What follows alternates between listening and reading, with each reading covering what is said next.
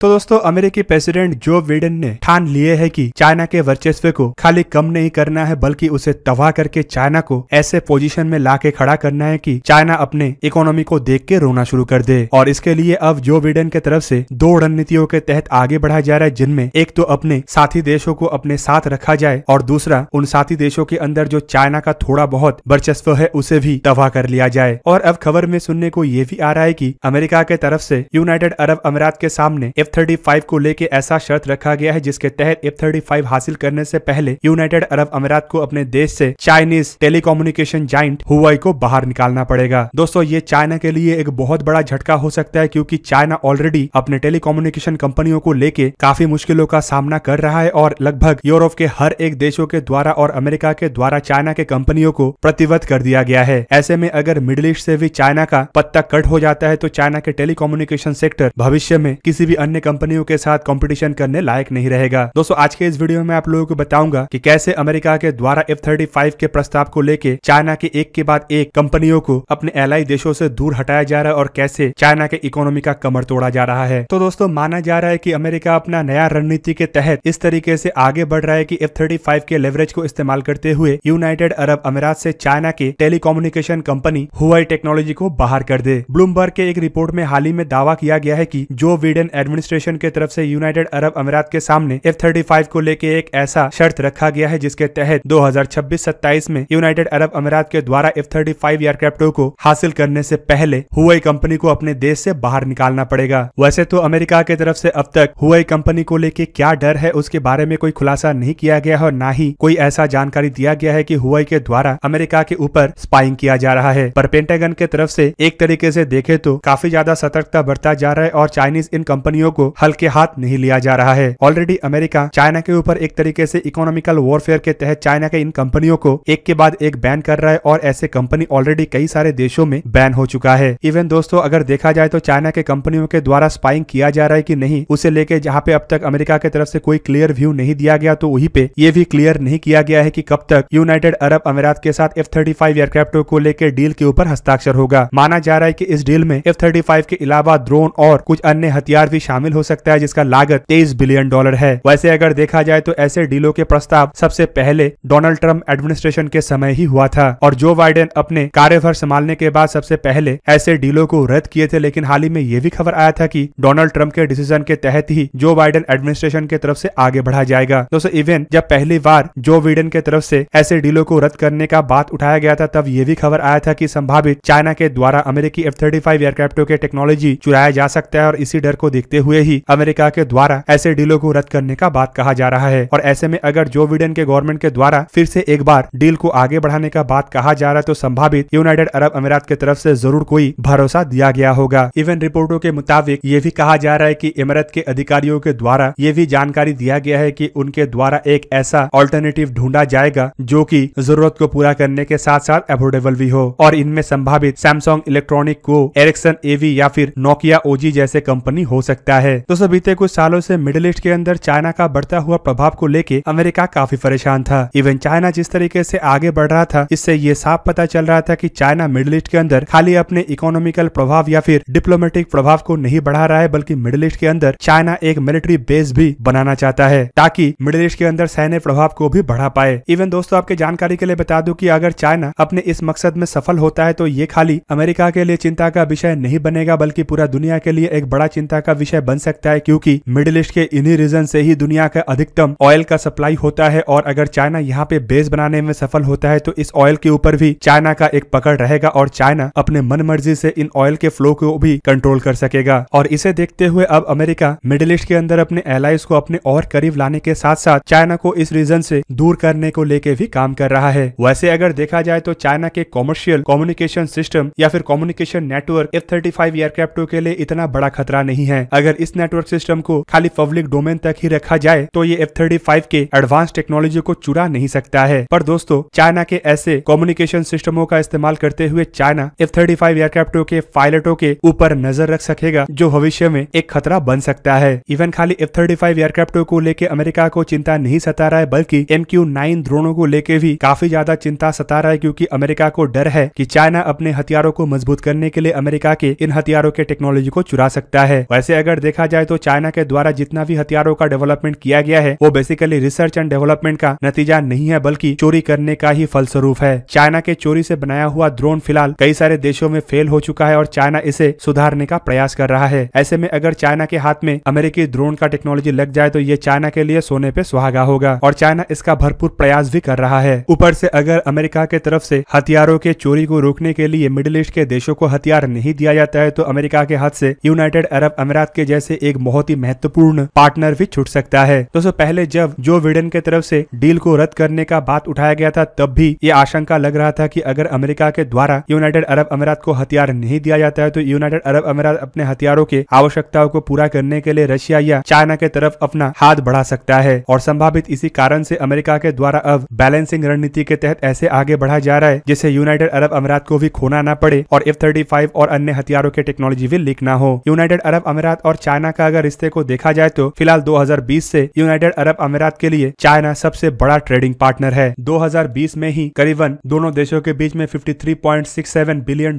का ट्रेड हुआ जो कि अमेरिका के साथ किया गया ट्रेड का करीबन दुगना है। 2019 में ही घोषणा किया गया था कि यूनाइटेड अरब अमीरात के लिए चाइनीज कंपनी हवाई 5G नेटवर्क के लिए पार्टनर बनेगा। उस समय यूनाइटेड अरब अमीरात के टेलीकम्युनिकेशन ऑपरेटर एटिसलाट के द्वारा यह भी डिस्क्लोज किया गया था कि हुआई के द्वारा अगले 6 महीने के अंदर यूनाइटेड अरब अमीरात के अंदर करीबन 300 5G टावर का निर्माण किया जाएगा क्योंकि 2020 में दुबई के द्वारा एक्सपो 2020 को होस्ट किया जाएगा और इस वजह से हुआई के द्वारा यूनाइटेड अरब अमीरात के अंदर अपने चीफ सिक्योरिटी ऑफिसर का भी तैनाती किया गया था और इवन ये भी जानकारी दिया गया था कि हुआई गल्फ स्टेटों के लिए साइबर सिक्योरिटी और स्मार्ट सिटीज का भी तैयारी करेगा। दोस्तों ऐसे में अब सवाल है कि आने वाले भविष्य में क्या हो सकता है। क्या यूनाइटेड अरब अमीरात के द्वारा F-35 को खरीदा जाएगा और हुआई के साथ अपने डील को रद्द किया जाएगा। वैसे अगर देखे तो यूनाइटेड अरब अमीरात के द्वारा F-35 एयरक्राफ्ट को खरीदने के लिए पहले से ही इंटरेस्ट दिखाया जा रहा है। इवन आप सब लोगों को पिछले साल के अब्राहम अकॉर्ड के बारे में तो पता ही होगा। ये वही समझौता था जिसे यूनाइटेड अरब अमीरात और इजराइल के बीच के पीस डील भी कहा जाता है और इस समझौते के बाद ही यूनाइटेड अरब अमीरात के लिए F-35 का रास्ता क्लियर हो पाया। इवन अगर दूसरी तरफ देखा जाए तो टर्की द्वारा जिस तरीके का गलती किया गया है संभावित यूनाइटेड अरब अमीरात ऐसा गलती ना करे। आप सबको पता ही होगा कि किस तरीके से टर्की द्वारा अमेरिका के शर्तों को ना मानते हुए रशिया से S-400 खरीदा गया और S-400 खरीदने के बाद अमेरिका के द्वारा काटसा के नियमों के तहत टर्की के ऊपर प्रतिबंध लगाया गया और उसके बाद टर्की एक तरीके से इसका अंजाम भी भुगत रहा है। F-35 को लेके प्रतिबंध लगाने के बाद जहां पे टर्की के हाथ से आधुनिकतम हथियार निकल गया है तो वहीं पे काटसा के सैंक्शन की वजह से टर्की को और कई तरीके के मुश्किलों का सामना करना पड़ रहा है जबकि चाइनीज कंपनी तो ऑलरेडी अमेरिका के द्वारा ब्लॉक किया हुआ है और ऐसे में ऐसे कंपनियों के साथ आगे बढ़ना कोई अकलमंदी का काम भी नहीं होगा। दोस्तों आपके जानकारी के लिए बता दूं कि अमेरिका के द्वारा 2019 में ही चाइना के बड़े बड़े टेक जाइंटों के ऊपर एक्सपोर्ट को लेके एक तरीके का ब्लॉकेट बनाया गया है जिसके बाद चाइनीज कंपनियों को कई तरीके के टेक्नोलॉजी हासिल करने में काफी मुश्किलें आ रहा है और अमेरिका के बाद यूरोप के मार्केट खोने के बाद चाइना के ये कंपनी एक तरीके से दिवालियापन के तरफ ही आगे बढ़ रहा है। ऐसे में चाइना के ऐसे डूबते हुए जहाजों के सहारा कोई भी लेना पसंद नहीं करेगा क्योंकि डूबते हुए को सहारा देने का मतलब खुद को ही डुबाना होता है। दोस्तों आपके जानकारी के लिए यह भी बता दूं कि इंडिया के तरफ से भी चाइना के कंपनियों को लेके ऐसा ही रवैया अपनाया गया है और हाल ही में इंडिया के द्वारा जो 5G के ट्रायल को अनाउंस किया गया है उनमें चाइना के किसी भी कंपनियों को हिस्सेदारी का कोई मौका नहीं दिया गया। इससे चाइना को बड़े बड़े मार्केटों से हाथ धोना पड़ रहा है और अगर अमेरिका इस तरीके से अपने हथियारों को लेके भी चाइनीज कंपनियों को बाहर निकालने का प्रस्ताव रखता है तो इससे चाइना को आने वाले समय में कई तरीके के और भी बड़े झटके मिल सकता है क्योंकि अमेरिका के द्वारा बनाया हुआ हथियार कई सारे ऐसे देशों के द्वारा खरीदा जाता है जिनमें चाइना के टेलीकम्युनिकेशन कंपनियों के द्वारा बिजनेस किया जा रहा है। दोस्तों अमेरिका के तरफ से फिलहाल चाइना के हरकतों को देखते हुए हर तरीके से चाइना को घेरा जा रहा है, चाहे हो सैन्य रणनीति में हो या फिर डिप्लोमेटिक हो या फिर इकोनॉमिकली हो। इवन ट्रेड में भी अब चाइना को घेरने के साथ साथ अमेरिका चारों तरफ से चाइना को तबाह करने के लिए तैयार हो चुका है। तो दोस्तों ये था आज का वीडियो। अगर आपको वीडियो अच्छा लगा तो उसे लाइक कीजिए और मेरे चैनल को सब्सक्राइब कीजिए और साथ में बना हुआ बेल आइकन को ही प्रेस कर दीजिए ताकि आप मेरा वीडियो देख पाए सबसे पहले। जय हिंद।